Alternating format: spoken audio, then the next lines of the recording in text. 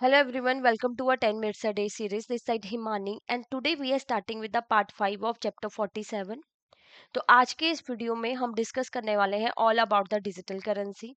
After watching this video ये आपको clearly पता चल जाएगा इस पर्टिकुलर टॉपिक की इंपॉर्टेंस, कितनी डेप्थ में हमें इसको पढ़ना चाहिए और कौन कौन से क्वेश्चन हम एक्सपेक्ट कर सकते हैं एग्जाम में। जैव एग्जामिनेशन की प्रिपरेशन को और आसान बनाने के लिए you should have a fair idea of previous year questions, most important topic and important MCQs, जिसका हमने बहुत ही बढ़िया पीडीएफ डॉक्यूमेंट तैयार किया। डिस्क्रिप्शन बॉक्स में जाके आप फाइल को एक्सेस कर सकते हैं। तो चलिए स्टार्ट करते हैं। What is digital currency? Digital currency क्या होती है? जो डिजिटल और इलेक्ट्रॉनिक फॉर्म में एग्जिस्ट करती है। जैसे आपके पेटीएम वॉलेट में 500 रुपीज पड़े हैं, so this is a digital currency. तो it enable remote instant global transaction. तो आप इंडिया से यूएसए में पैसे भेज सकते हो with in just a fraction of minutes. तो ये एनेबल कर रही है कि आप ग्लोबल ट्रांजेक्शन भी कर पाओ जो कि इंस्टेंट हो। तो इसमें आती है आपकी वर्चुअल करेंसीज, क्रिप्टो करेंसी, सीबीडीसीज। तो वर्चुअल करेंसी क्या होती है? कम्युनिटी बेस्ड टोकन होते हैं, जैसे पबजी गेम का कॉइन हो गया, कैंडी क्रश का कॉइन हो गया, जो कम्युनिटी ने बनाई हुई है करेंसीज। ओके। क्रिप्टो करेंसी जो ब्लॉकचेन बैक्ड होती है, बिटकॉइन, इथेरियम, लाइटकॉइन, रिपल। तो ये सारी जो है क्रिप्टो करेंसी है जो ब्लॉकचेन टेक्नोलॉजी पे चलती हैं। तो इनमें सबसे ज्यादा फेमस क्या है? बिटकॉइन, जो 2009 में लॉन्च हुआ था। तो अभी लेटेस्ट बिटकॉइन का प्राइस जो है काफी ज्यादा हाई गया था। तो ये वॉलेटाइल भी है, कभी बढ़ती है कभी कम होती है। Stable coin, asset backed token with stable value, जैसे गोल्ड के अगेंस्ट वैल्यू किसी की। तो ये इनके क्या होता है कि एक एसेट के ऊपर इनकी वैल्यू होती है स्टेबल कॉइन की, और एज ए इन्वेस्टमेंट भी इनको यूज किया जा सकता है। फिर आता है आपका CBDC, central bank issued digital fiat. जो सेंट्रल बैंक इशू करती है करेंसी, डिजिटल करेंसी, उसको हम बोलते हैं सीबीडीसी। अब सेंट्रलाइज वर्सेस डिसेंट्रलाइज में क्या डिफरेंस है? देखो, सेंट्रलाइज जो गवर्नमेंट के कंट्रोल में होती है, गवर्नमेंट के कंट्रोल में है। डिसेंट्रलाइज जो गवर्नमेंट के कंट्रोल में नहीं, किसी कंट्रोल में नहीं है, ना तो सेंट्रल बैंक के कंट्रोल में है और ना ही गवर्नमेंट के कंट्रोल में है। मतलब कोई उन अथॉरिटी उनको कंट्रोल नहीं कर रही उनकी वैल्यूज को। तो इसीलिए क्रिप्टो में क्या होता है, कई बार प्राइस बहुत हाई जा रहा है तो कोई कंट्रोल करने वाला नहीं है। ठीक है, कई बार बहुत लो चला जाता है तो सिंगल अथॉरिटी कंट्रोल करती है। यहाँ पे कम्युनिटी ही है पूरी। जैसे आप ट्रांजैक्शन करते हो, किसी ने बिटकॉइन परचेज किया तो वो पीयर टू पीयर ट्रांजैक्शन हो रही है, सब देख पा रहे हैं कि किसने किस टाइम पे क्या ट्रांजैक्शन करी। यूजर वेरिफिकेशन यहाँ पे रिक्वायर्ड होती है और यहाँ पे जरूरत नहीं है, एनोनिमस एंट्री होती है। आप अपनी डिटेल्स ना भी दो तो कोई प्रॉब्लम नहीं है। ट्रांजैक्शन लेजर कॉन्फिडेंशियल रिकॉर्ड रखे जाते हैं यहाँ पे। बट यहाँ पे ना पब्लिक ब्लॉकचेन ट्रांसपेरेंसी मेंटेन होती है।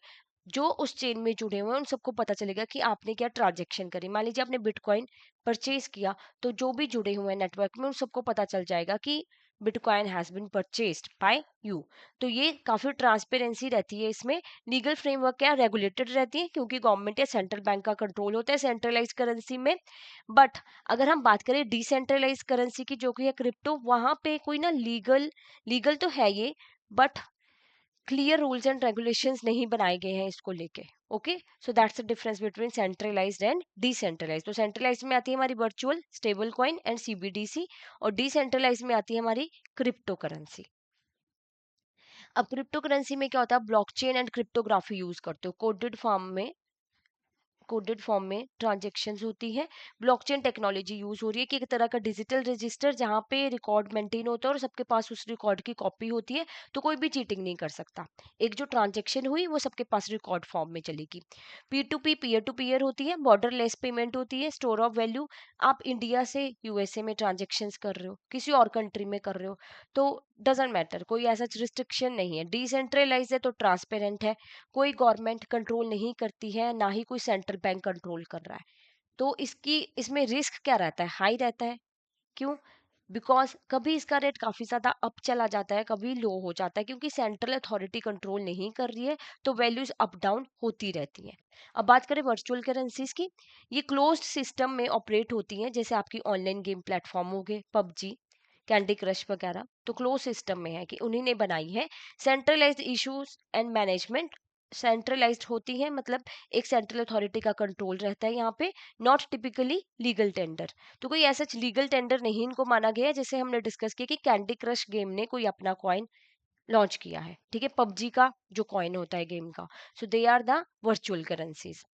अब सेंट्रल बैंक डिजिटल करेंसीज क्या है? देखो, digital fiat bank notes and coins. Retail versus wholesale. Retail जो हम पब्लिक यूज के लिए यूज करते हैं, जैसे इंडियन का ई रूपी है, तो हम यूज कर पा रहे हैं ना इसको for the purchase of goods. Wholesale क्या होती है? इंटरबैंक सेटलमेंट टाइप, जैसे एसबीआई और पीएनबी आपस में करेंसीज यूज कर रहे हैं for the settlement for any purchase of the things. तो अब इंडिया का जो डिजिटल रुपी है वो है ई रुपी पायलट। इसमें क्या था, ये लॉन्च किया गया था दिसंबर 2022 में इन सेलेक्ट बैंक्स एंड सिटीज। कुछ बैंक्स में और कुछ सिटीज में क्लोज्ड यूजर ग्रुप है ये, with P to P, peer to peer and peer to merchant transaction की। आप अपने फ्रेंड को भेज सकते हो, आप शॉपकीपर के पास जाके पेमेंट कर सकते हो। कुछ क्लोज्ड यूजर ग्रुप में, सबके लिए नहीं था।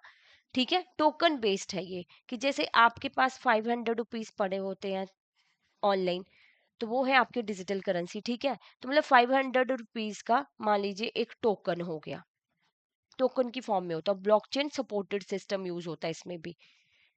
ब्लॉकचेन यूज हो रहा है कि डिजिटल रजिस्टर पे सारी की सारी ट्रांजेक्शन्स का रिकॉर्ड मेंटेन हो गया है और वो ट्रांसपेरेंट है, तो कोई उसको मिटा नहीं सकता और ना ही चीटिंग कर सकता है। तो ये थी हमारी डिजिटल करेंसीज। अब इसके ऊपर आपका होमवर्क क्वेश्चन है कि which of the following is not an example of digital currency? Virtual currency, central bank digital currency, crypto currency या physical gold coin. So what is the right answer, आप comment box में जरूर कीजिएगा। Next, crypto currencies are characterized by central regulation by government, use of blockchain and decentralized ledgers, complete anonymity with no public ledger, physical cash। तो crypto currencies में कौन सी technology use होती है? Blockchain, use of blockchain and decentralised ledger. कोई centralised, कोई government, कोई central bank का इस पे कंट्रोल नहीं होता है। Now if you're targeting your JAB 2025, तो we have a master course for you जहाँ पे इन 4 सब्जेक्ट्स को कॉम्प्रहेंसिवली कवर करवाया जाता है विद कॉन्सेप्ट क्लासेस जो कि है रिकॉर्डेड फॉर्म में। लाइव क्लासेस होंगी ये आपकी। ओके, एग्जाम से पहले शॉर्ट नोट्स आपको प्रोवाइड किए जाएंगे, फुल लेंथ मॉक टेस्ट होंगे आपके। And if you want to avail this services, आप जाइए डिस्क्रिप्शन बॉक्स में, हमारी वेबसाइट का लिंक दिया हुआ है, वहाँ पे कूपन कोड यूज कीजिए JAB75 to avail this service. And side by side हमारा नवंबर का क्रैश कोर्स चल रहा है, लाइव क्रैश कोर्स, तो आप उसके बारे में भी और इन्फॉर्मेशन जान सकते हो। आप वेबसाइट्स पे जाके जैप पे क्लिक कीजिए, वहां पे कॉम्बो में जाइए तो आपको हमारे लाइव क्रैश कोर्स की डिटेल्स मिल जाएंगी। In further if you have any doubt, any query, तो आप इस नंबर पे कॉल कर सकते हो और हमें मेल भी कर सकते हैं hello@edutap.co.in। Thank you so much.